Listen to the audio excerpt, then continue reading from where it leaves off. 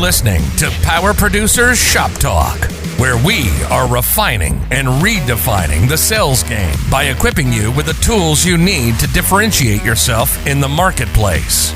Well, it's like when we audit the mod with Logic and give them the action items that they're going to use to lower their total cost of risk. Tactical skills that will help you provide deliverable value to your clients and prospects.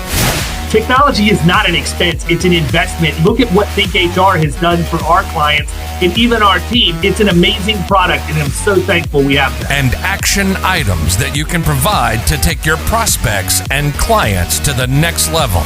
Things are changing for us in 2021. Not all big business anymore. Now that we have CoverWallet on our team, it's amazing that we're going to be able to write small business profitably. This is Power Producer Shop Talk. Production redefined. Are you ready to feel the power?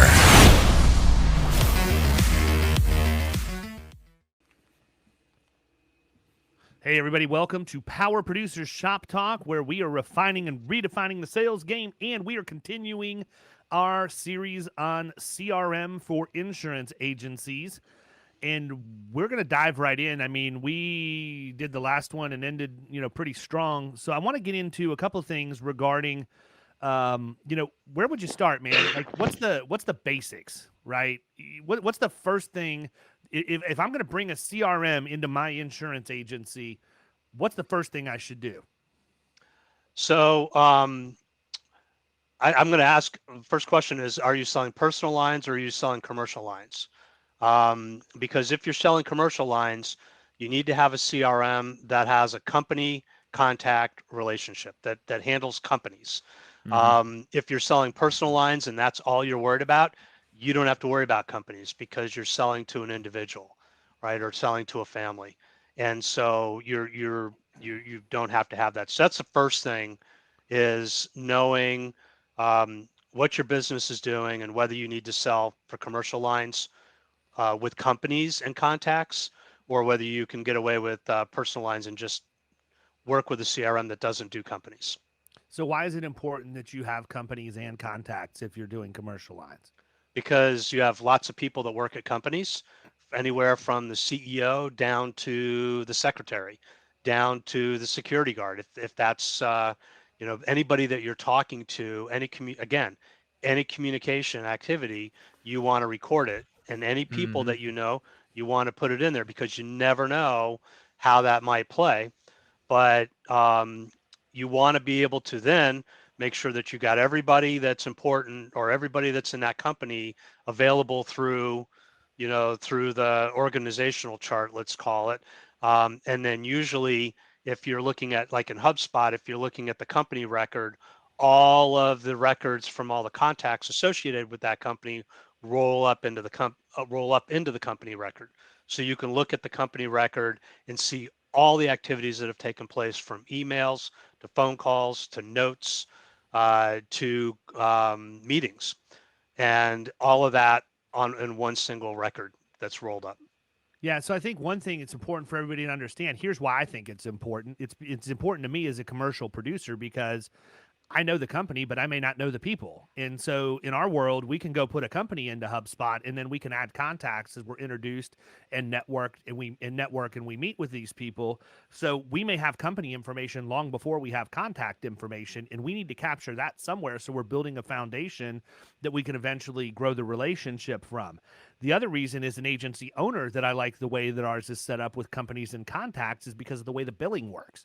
I don't pay for companies. I pay for contacts. I was going to mention that. So I can have 10,000 companies in HubSpot, but if my limit for contacts is only 5,000 a month, they're going to bill me as soon as I start getting to 5,001, in exponentially higher as we go. So the way that we've set our things up is we put the company in first, because we don't have to pay to have that company in there. And then as the producers are doing, and we're getting a little bit into the sales process, and I don't want to get too far sidetracked, but as we're going out and doing our cold call marketing drops, or Marvin is doing the appointment setting. Marvin. Kyle, there it is. Yeah, Marvin's doing the appointment setting. By the way, Marvin on fire this week for me. Yeah. I don't know how he's doing for you. crickets Like, on my end, but well, then he's taking care of daddy because I got I 4 think or 5 he's just on your list this week is what it is. That's what it And is. you know what? That may be what it is too, because he's a little rotates. cyclical with me too. Yeah, we got to get Marvin to be a little more blended in that approach. But anyhow, Tell them to sort it alphabetically instead of by owner. yeah, So exactly. just go start at A and go through Z and call it a day. But again, he's a great tool for us, and he's calling based on the company record and the general phone number, because we don't know who the decision maker is that handles the workers' comp or whatever when he's calling. That's actually part of what he's doing. And if you listen to the last episode, you heard me talk about a conversation that I had with another agent who was going down this same road using this same strategy. And that's one of the things that we talked about was, are you getting the right person? Are you getting the right decision maker and all of that? And, she was mentioning to me that there were no appointments. And so she was very frustrated with that. And, then we got into the conversation about have you reviewed the calls and everything else. But in that conversation, I told her, I said, you have to understand something. Yes, Marvin's primary job is to be an appointment setter and to get appointments so that we can close business and pay for Marvin. But if Marvin calls 100 people and he only books 2 or 3 appointments from those 100 people, even if he booked none, if he got me 30 or 40 contacts and email addresses from that same thing based on what I'm paying for a VA per hour, that's a huge win for me, because not everybody's going to be willing to take an appointment. But when you have the CRM in place and he can gather information, and we took the time to train him on what to do inside the CRM, he's making our marketing piece a much more powerful machine, because he's getting data that we wouldn't otherwise get, putting it into the CRM. And then that thing's doing all kinds of witchcraft that we'll get into down the road. But and to point out, I mean, when we put the companies in, one of the things we did is we pulled the information from the state, so we were able to get the workers' comp expiration dates on that as well. So, we loaded up the system with companies and work with their associated workers' comp dates, and then going. Sure, there's a heavy manual process on filtering the wheat from the chaff, but you've got that critical piece of information in there, because once we do have a contact, we also have that workers' comp date, which allows us to do all the other associated marketing activities that we do that are related based upon that workers' comp date. But Now, you're not going to be able to talk to Mary, who's the secretary at the company, and go, well, what's your workers' comp expiration date? She's not going to know that. Yeah. But if you have Mary and you put her in the database and you got her email, you're now able to even market her, based upon that workers' comp date. So, but like sifting through that info, it's not as heavy lifting as you may think. It may take you, a couple sessions a week in between appointments and prospecting and whatever else you're doing to kind of clean it up. But if you know who you're going after, you can scroll through that list of March expiration dates on workers' comp and figure out and get the dentist office out of there, get the other stuff that you just know off the bat is not going to be in your target market, and then move on to the other stuff where you actually do a little bit of research on the front end to figure out if it's going to make sense to have them in there, to have the VA calling or have the other producers calling them. So it's not as painstaking as it seems. I was able to burn through. I got like 4 months ahead. I need to actually go back and start doing that again. But you can knock that out in a couple of days doing it. Yeah. Well, I'll tell you what, man, the other thing too with HubSpot that I did not realize, and I'm going to go ahead here's David didn't know this, and I'm paying a lot of money for a tool and I didn't realize, but is my oldest son, Grayson, decides he wants to get involved in the agency as he's graduating high school. I'm slow playing this, wondering if it's a phase or reality, but he has been coming in and doing my lead research for me. And so I'm not going through and doing all of the manual steps that I would normally do. But the cool part about HubSpot is, I can take that whole lead research process and I break it down to one thing. Go and find out if they have a website. And that'll tell you if they're still in business. And once you put that in, HubSpot is going out and scraping as much as information as it can from the internet. And these company records are getting populated in literally seconds, as opposed to me having to go to a myriad of websites to find this information. So now he can go through and get lead research done on 300 or 400 leads in a shift. Right. Whereas that would have taken me a couple of weeks if I was going to Reference USA and the Department of the State and all the other places I would typically go. So that's a huge functionality from my standpoint. And I don't know that every CRM can do that. I would imagine that once the first domino falls, the rest of them are going to come behind it. But that is an extremely valuable piece of the puzzle for us, because then we can go in and sort by employee count or revenue count or any of these other things based off of just simply putting in the web domain into the CRM and letting it do the rest of the work. Yeah. I meant to bring that up last episode. We got sidetracked by Michael Douglas's narrow heels. Well, hey, I think I wear flip-flops. Yeah, I want to give kudos to Kyle here because in a big way, because a lot of people misunderstand the marketing automation, the CRM, and they think it's just going to deliver them warm leads all day long. Hey, this is great. I'm going to just get piled up with warm leads and I don't have to do anything but wait for a phone call. And that's not the way it works. All right. It just doesn't work that way.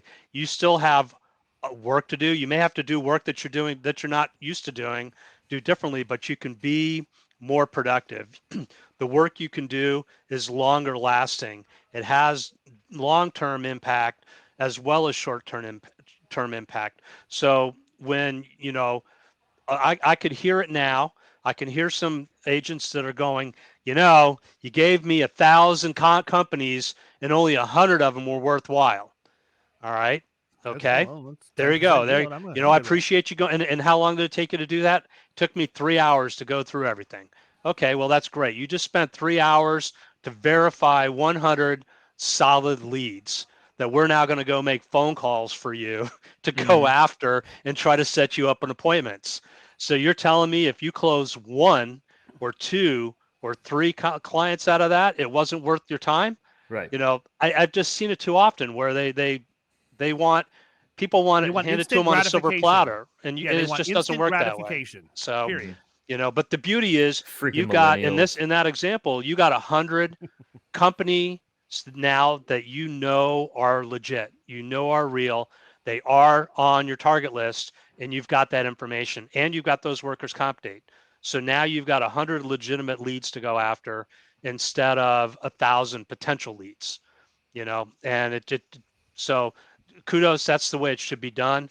No complaining. Just get in there, do it, pound it out, get it over with, and go move on to the next step and continue your day.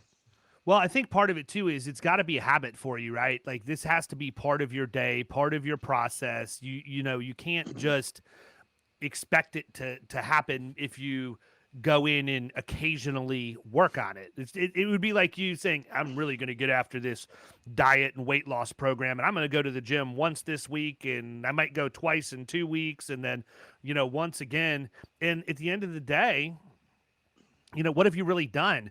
And I've always looked at the CRM, at least with the automations, and we're not going to talk about automation or anything in this episode, but the way I look at it is that's all gravy, right? To me, the CRM is not to do my job. It's going to do its job in the background while I'm out doing my job.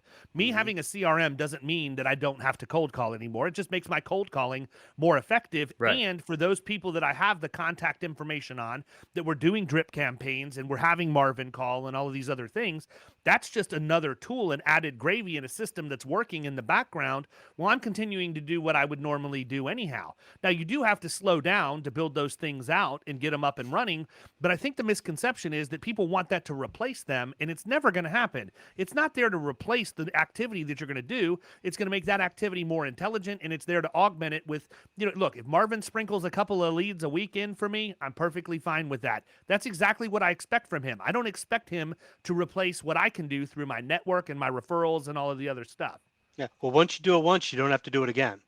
That's really the important thing. That's it. So, if you're going in and you're maintaining the data, if you're doing the cleanup, if you're flagging companies as not leads, or you're flagging companies as great leads, if you're adding people into that system, if you add Mary and John and you put them on that company, you never have to do it again. It's done, and it's always going to be there. and it's going to be there for you and for the next person and the next person after. And as you move up through the ranks, or as you go out and start your own agency, that data is there, and that's not going anywhere. And it's not going to be forgotten, because it's not just in your head.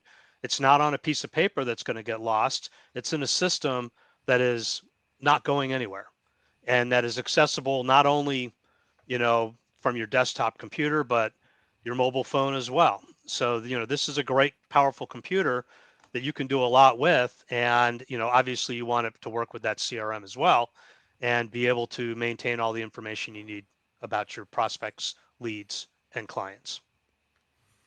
Yeah. So, 100% on point. So we talked about where we're going to start. What are some other low-hanging fruit things with regard to people just starting out to use a CRM? And by the way, let me stop for a second. We're in an industry where we get paid residual income. We love residual income, but many times we forget what a residual investment looks like, right? And that's what David just described. So to me, it's kind of hypocritical to put a lot of effort into the sales process so that we can go get an account that's going to pay us year after year after year on renewal. But when it comes time for us to invest in our agency, to make an investment of time and money into getting a technology team member like a CRM into our agency that is not only going to work for us today, but it will also, after you go and I said essentially close the deal on the CRM, it's going to pay those same dividends year after year after year without the amount of work, just like our sales process. So I don't understand how people can't get their head around that when we're in a residual income industry. So all that being said, what's some other low-hanging fruit in addition to what we just talked about? So figure out the basic information you want to capture for companies. What do you need to know? Everybody's different in what they want to know, but try to keep it minimal, because again, the more data you got to enter in, the more time it takes, and the more resistance everybody has, because it just feels like they're doing extra work for nothing. So everybody has to realize, why do we need these pieces of information about a company? Why do we need these pieces of information about a contact? What makes it important? Know why you're using talk with it, the producers too, right? I remember we sat around and we're trying to whittle down the list, because it was a long list initially, and I'm we all kind of chimed in like, okay, I don't know that this really needs to be in there, or this, or that. This is important, but we don't need this. So I think that aspect is important. It's going to take a trial run or two figuring out what stuff is actually ingredients, if you will, that you need to have in there. Yeah, and don't go for perfection out the gate. Just go for enough. Yeah, right. So what do you so what are you putting in there? What do you start with? Well, you can start with your clients first. Put your clients in there. Export them out of your agency management system, put them into a comma delimited file, or through whatever you can import it through, and get them in the system, and then start to look at how, and then start using it, right? So the biggest challenge is for people to make it a routine, like you mentioned earlier, David, where you actually start your day by opening up your application, by opening up Hubspot, by opening up Salesforce, and saying, okay, what am I supposed to do today? It all should be right there. Whether it's, I need to call Bob, I need to call Jane, I need to send them an email, all of those things should be in there. So get used to doing that. So beyond having the basic information, start to think about what activities you want to track, and what do you want to use, what kind of activities do you want to generate tasks and reminders for? What are you supposed to do? So start to get people used to, here, I need to track what I do.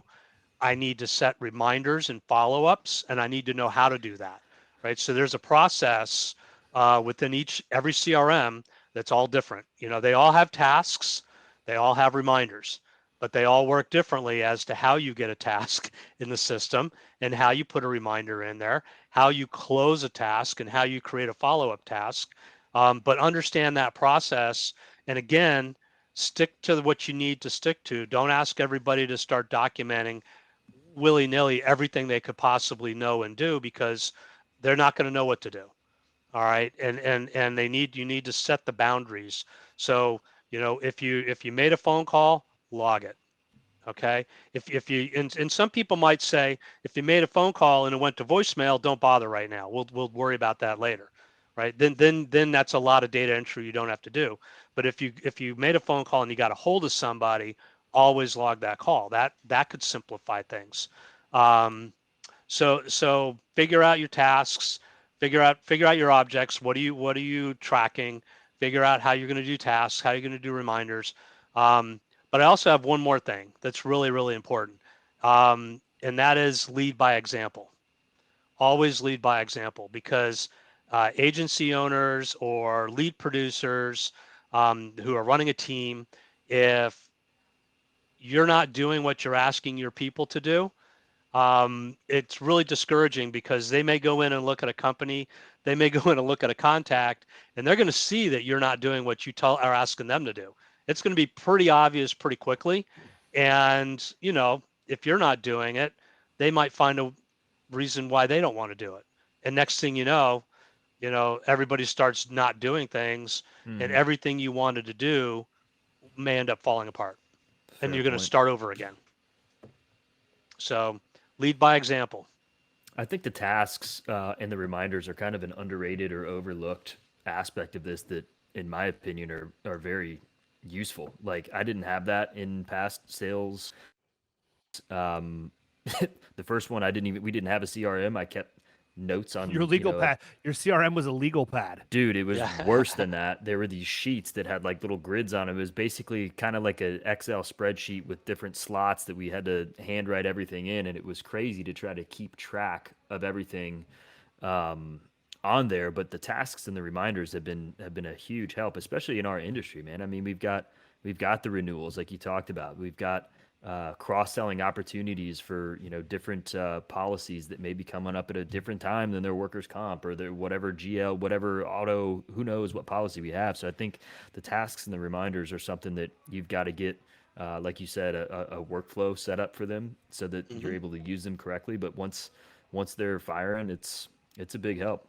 Well, for you all, you don't just go in there and sell them a workers' comp policy. You're trying to sell them a whole lot of insurance, right? And risk management services. So, a whole lot of insurance. Yeah, just tons. You're opening the door with one policy, but we know they all don't renew at the same time, right? Or at least I think they don't. I'm the CRM guy, right? I'm not the insurance sales guy, but once you start having those conversations and you find out when their auto policy expires, you want to note that. You want to create yourself a task based upon that as to when you want to address that with your client and bring it up. Obviously, you don't want to bring it up 9 months ahead of time, but you want to start having conversations sooner than later before the actual policy expires, and next thing you know, you're one day too late. Yeah, I think I want to mention one thing, and then we're going to wrap up because this will be leading into another recording for the next week. But the other thing you got to do is you got to determine what lines of coverage you're going to represent to everybody, because at some point you're going to want to do cross-sell campaigns. So if you've got a book full of business of people who are personal lines and commercial lines accounts, but none of them buy life insurance from you, you're going to want to be able to filter that out and do a campaign that's going to go to only those people who don't buy life from you. And you don't want to solicit the people who do, because then you have like a problem there, because they're going to be like, wait a minute, I buy my life from you, moron. Why, why are you marketing to me for it? Which obviously my reply would be very quickly on my feet. Oh, life insurance rates are going down because people are living longer and healthier lifestyles and blah, blah, blah, blah, blah, blah, blah. And so I just thought maybe you'd like to have a new quote to see if we can save you any money. But at the end of the day, it's a bad look if you're marketing to people for products that they already purchased. So think about that too. As you're looking at how you're going to build out your CRM, you have to determine what that business is. And I mean, you don't need to get to the finite stuff, but cyber is probably another good one that you could cross sell to every single one of your book. If you could do a filter of all of your clients who buy insurance from you commercially and don't have cyber, that's a great list for you to market to, especially with the ability to use companies like ProWriters that can start a quote for you with your client entering that information. So a simple email leading them to a landing page to describe what the cyber situation is in the marketplace right now, with a button that links to an iframe with ProWriters on your website, gets you into a position where you're going to be able to pick up incremental sales and properly protect your clients, because you've educated them, you've solicited them, and guess what? I didn't do anything. The system did all the work, but I took the time David Lefevre took the time to build that system out And I spent the money to pay David Lefevre to do that so that I could sell that product in a passive way, just like that, with data that we already have in our agency. And I think that we're all missing the boat. Even as good of a job as I think we can do, none of us are operating at 100% efficiency as far as that goes. So with that, I'm going to wrap this episode up. We're going to keep this going because there's a lot we can get into. And I'm really interested in feedback from everybody on how you feel about the CRM stuff we're talking about. Leave us a review on iTunes, if you will, please. We really appreciate it when you do that. My wife would tell you that when I get up at 5 o'clock in the morning, one of the very first things I do is go to iTunes to see if there's a new review. So please make my 5 o'clock in the morning pleasurable. With that, we're out of here. I hope everybody has a great weekend. See ya. Later. All right, cool, guys.